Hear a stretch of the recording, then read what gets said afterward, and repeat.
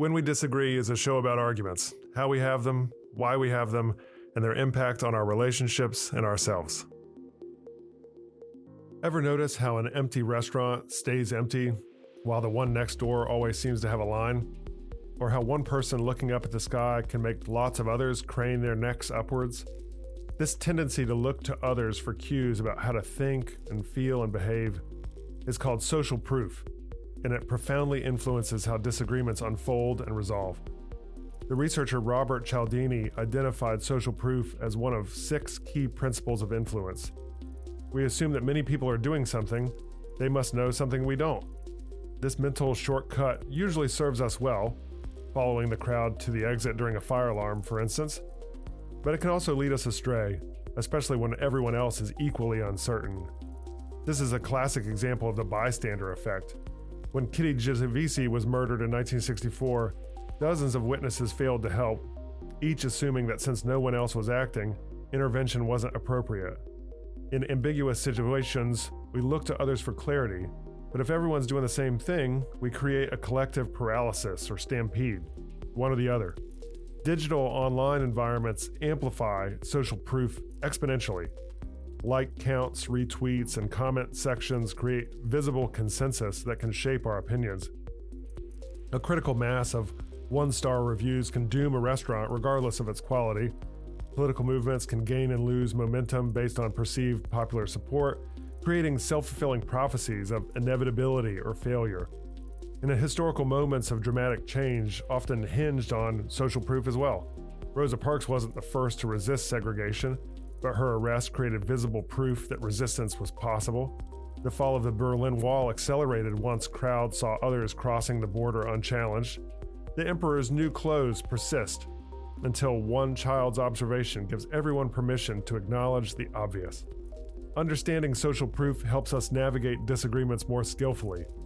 When everyone agrees except you, ask yourself, are they seeing something you're missing, or are they caught in a cascade? When trying to change minds, demonstrating that others have already changed can be more powerful than logical arguments. Sometimes being the first to voice doubt or support can shift an entire group's dynamic. I'm Michael Lee, professor of communication and director of the Civility Initiative at the College of Charleston. Our guest today on When We Disagree is Jordan Pace. Jordan represents District 117 in the South Carolina House of Representatives, where he is the chairman of the House Freedom Caucus. Jordan, tell us an argument story. Hey, thanks for having me.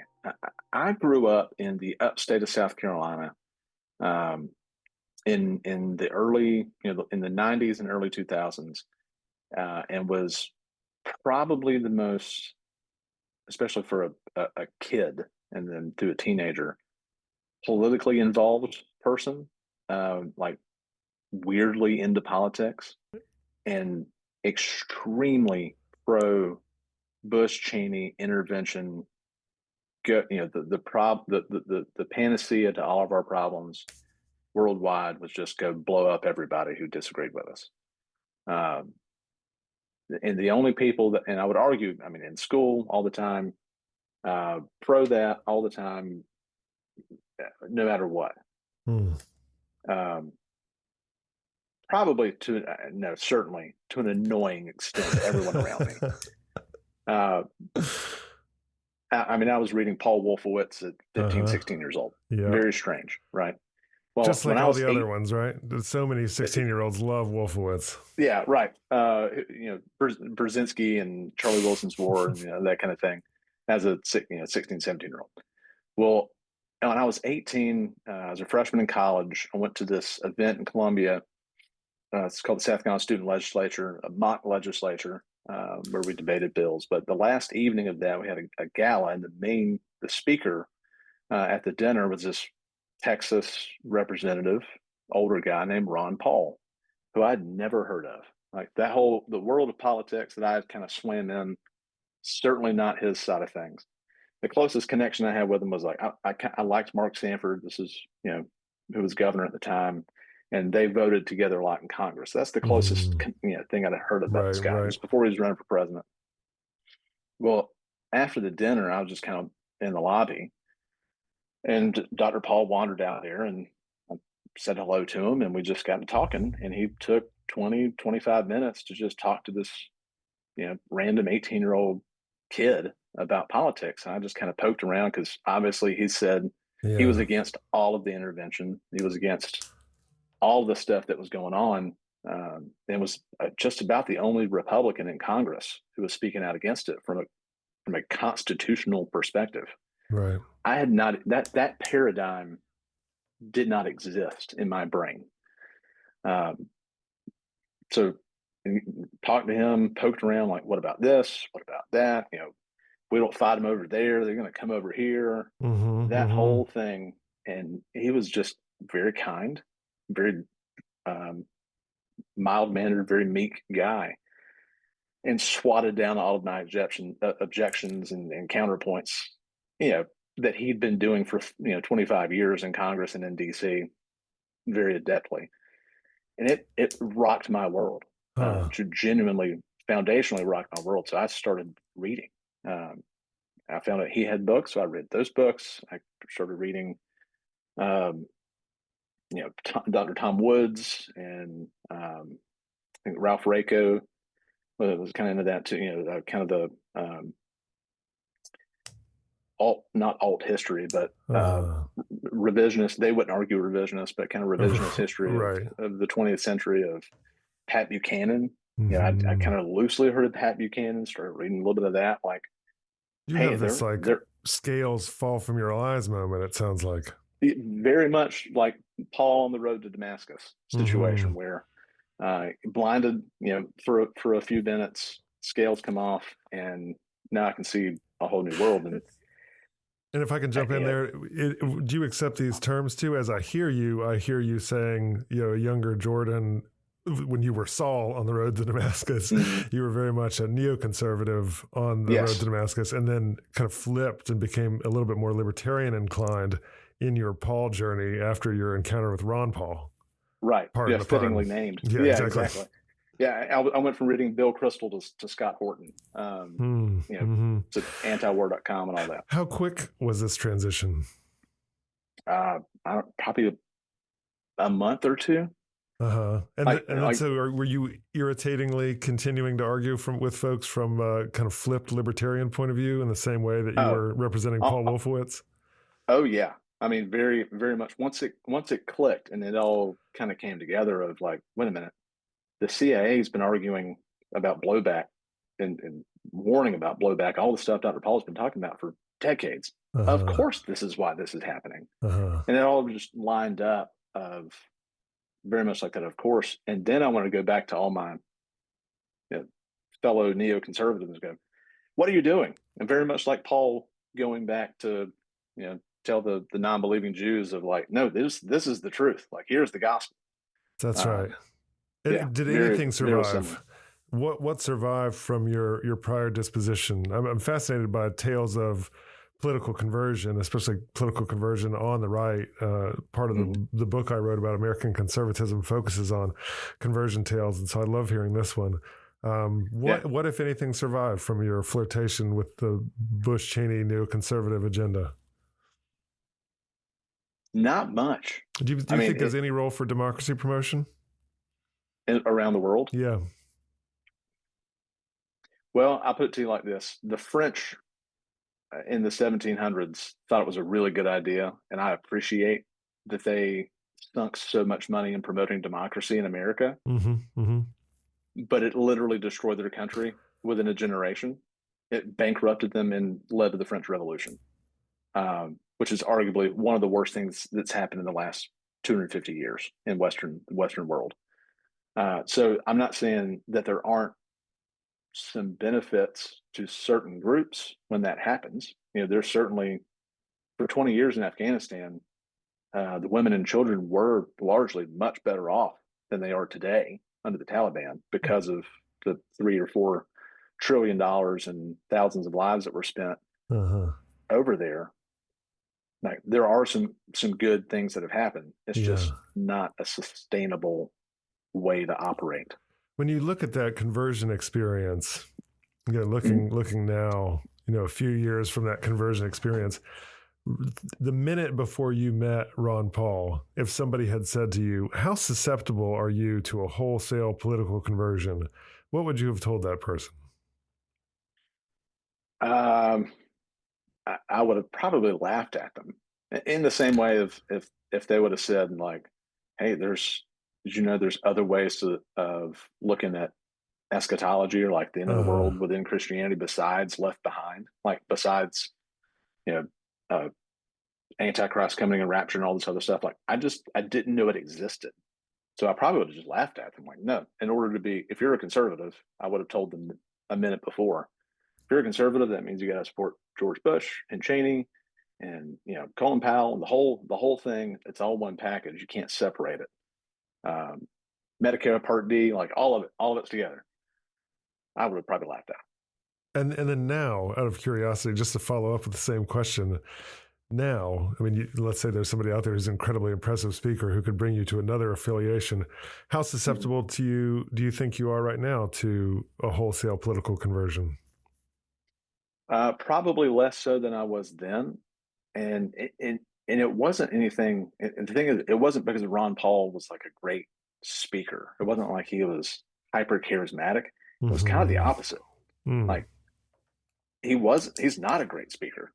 I heard him this summer. I actually got to talk to him again for the first time since then, this past summer, just for a couple minutes, and told him like, "Hey, we had this conversation back in what was it, 2007, 2008, and now I'm in the state house and chairman of the Freedom Caucus, and like a lot of that is because you took 20 minutes to talk to some kid."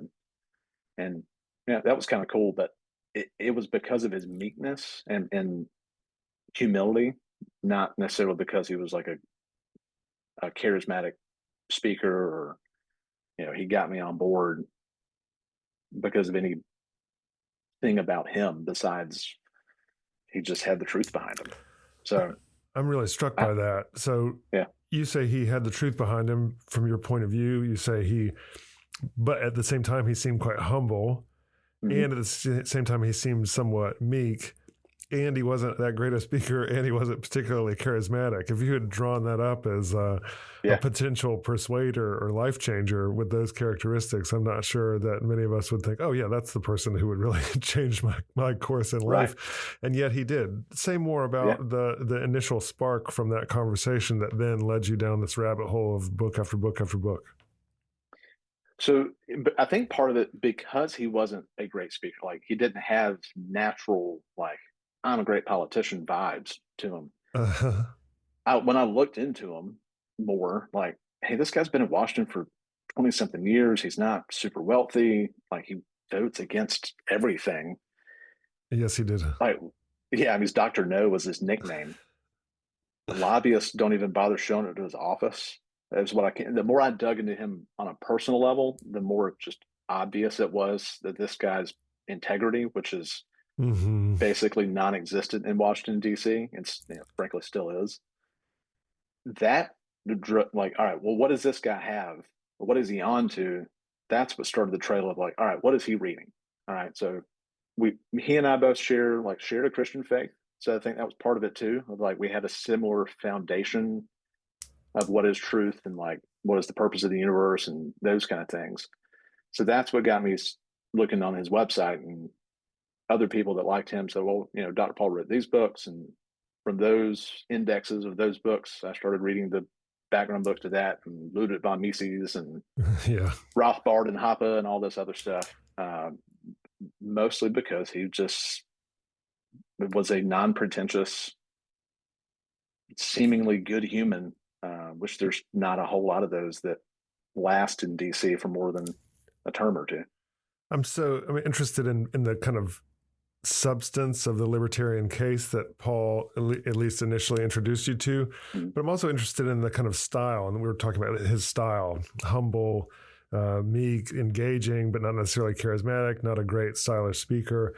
The other thing that strikes me is that he had in that conversation with you, and he had at that time in American politics in the late Bush era, a kind of lonely prophet status. Jeremiah and the wilderness, calling out. Exactly. Yeah, exactly. Yeah. You took the reference right out of my mouth. But this Dr. No lonely prophet, is there something, this kind of iconoclastic person saying that everybody in the temple is getting it all wrong? Is there something appealing about that position? Yeah, that's probably something internally in myself, just being a contrarian by nature, that there probably is some sort of personal like click there, connection.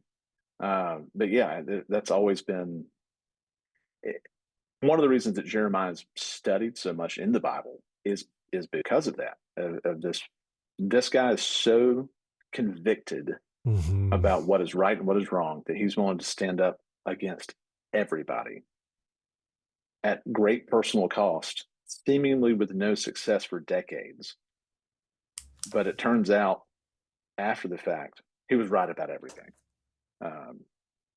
There's certainly something appealing there, especially, and it's interesting that, Dr. Paul, I think, turns 90 this year, that a lot of the stuff he was talking about in that time came true.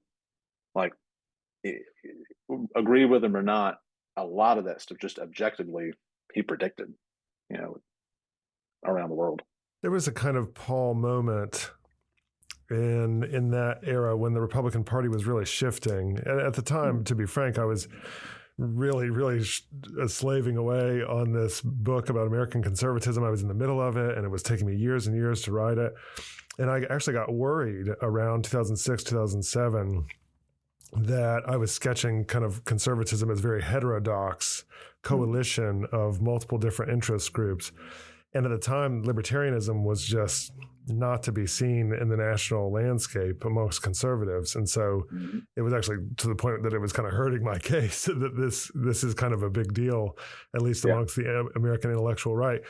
And then Paul starts to make some headway in that McCain election in 2007, 2008. And then, of course, the Tea Party and Ron and Rand Paul and many others, and many people are reading Ludwig von Mises and Murray Rothbard and many other kind of libertarian cases being made.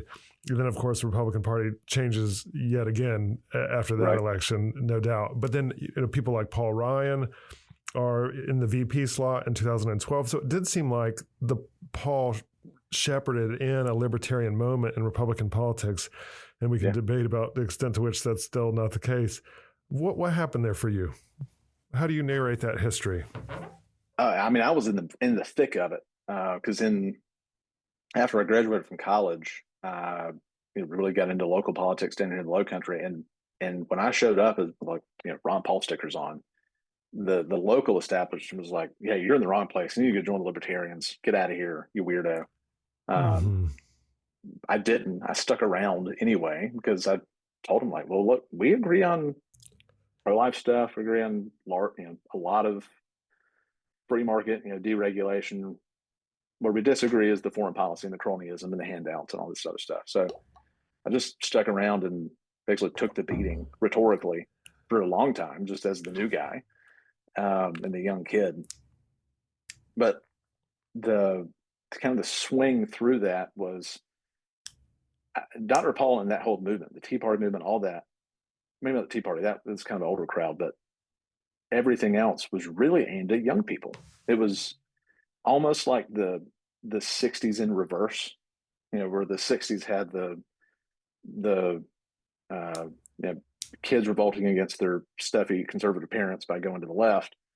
This was almost like the opposite to the right. We saw our parents' generation and maybe a little bit the boomers era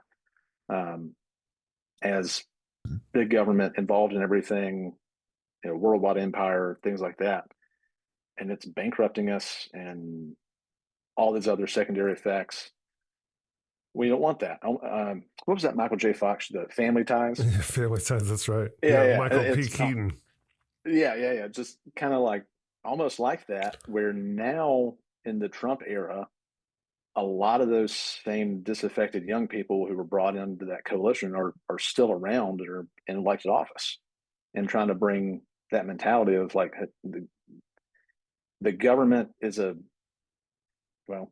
make a Tolkien reference, the power if you use power even for what you consider good, it's still going to corrupt you. So put the ring down. That's right. The ring is emblematic. If you can see all the Tolkien books behind me, but like, yeah, Lord Acton's warning about absolute power is replete in the fantasy genre. Correct. That's for sure. Yeah, exactly. It's the only solution is put the power down and decentralize it. Unlike Bush, Paul Ryan, that crew that wanted to use big government for conservative goals, it didn't work. And I think that's what we're trying to re-navigate through now. And that's why we got the Trump reaction of the frustration grew from younger people as the younger people got older and just spread generationally to the point of we need something different. Jordan, as we close, I'm intrigued by the original story. The conversion narrative is really prompted because, if I'm understanding you right, you went to a youth conference where you debated bills, and then you had an unexpected encounter, a dialogue, with you will, with somebody who represented a completely different set of positions. And so your interest in debate and your willingness to have a dialogue with somebody with whom you disagreed really jump-started all this. How do you reflect on the importance of debate and these kinds of unexpected dialogues in a world where we're very polarized as a people? Yeah, the thing that I dislike most in the world right now, as far as like in regarding politics, is that opposite sides won't talk to each other, but just will shoot lob arrows and cut out. And social media plays a part in that too. As I romantically read our history of our founders arguing, and I would watch as a teenager the British House of Commons because they would yell at it, or cheer and stomp their feet, whatever. They discuss. I mean, it's not some cold preset narrative. I think we need more of that, and if we had more of that in person, I think we'd all be better off as a society. Even if we disagree, that encounter has probably led more to, like, I lived in Turkey for a while, 99% Muslim country, very different beliefs, and had great discussions with people. I have clients now that have very different ideas from what I do, so that set the stage not just for political change of paradigm, but being more open to listen to other people, even if you disagree, and even if you're not going to change each other's minds. That does help at least understand the other person better. Jordan Pace, thank you so much for being on When We Disagree. Yeah, thanks for having me. When We Disagree is recorded at the College of Charleston with creator and host Michael Lee. Recording and sound engineering by Jesse Kunz and Lance Laidlaw. Reach out to us at whenwedisagree@gmail.com.